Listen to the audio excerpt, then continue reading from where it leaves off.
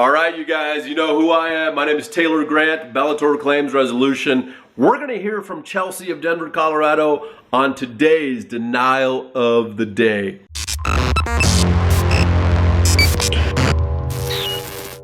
Okay, so Chelsea of Denver, Colorado writes, we recently had a huge tree fall onto our commercial building. Prior to the insurance company adjuster coming out to our property, which took 2 weeks, we were told by multiple professionals that our property, that came out to our property, the roofing, tree removal guys, the siding, roofers, that the insurance company would definitely need to pay to have the entire roof replaced. We were also told to do what we need to do to get the tree removed and the roof covered, so we did just that. Which is part, like in every policy I've read, you as the policyholder have a responsibility to mitigate the damage, which is removing the tree and covering the roof. That comes into play here shortly. Let's see. We contacted a contractor who had his guys come over to the roof prior to the tree being removed. After the tree was removed, got tree guys to come out and get the tree removed, etc. We go through all of that, and the adjuster comes out to say that only the back portion of the roof will be paid to be replaced. It's a little confusing, but follow me, okay? We got a little bit more here. We have structural damage inside, and it is even clear from the ground there is significant damage to the entire roof.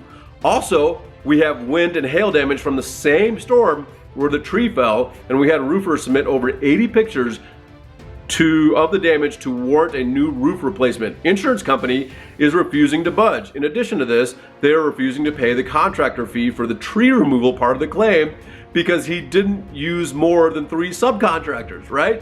So I'm telling you guys, these insurance companies make up rules for their internal guidelines that are complete BS and are not supported by what the policy says.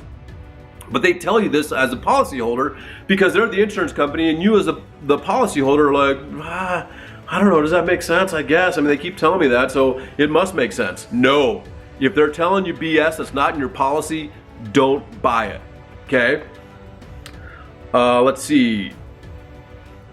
Although he did a significant amount of work, and after the insurance company told us to do what we had to do to get rid of the tree ASAP and get the roof covered, we will continue to fight this no matter how long it takes.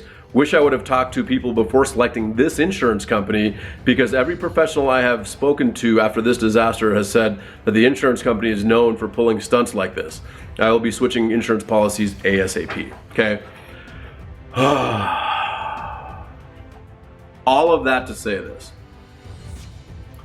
When you're not being treated fairly by your insurance company, you need to have somebody help you and represent your best interest, not theirs.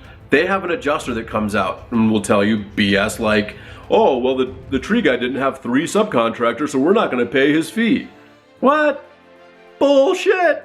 That is due, that is owed. It must be paid by the insurance company if it was part of a legitimate loss, which is covered in the insurance policy, okay?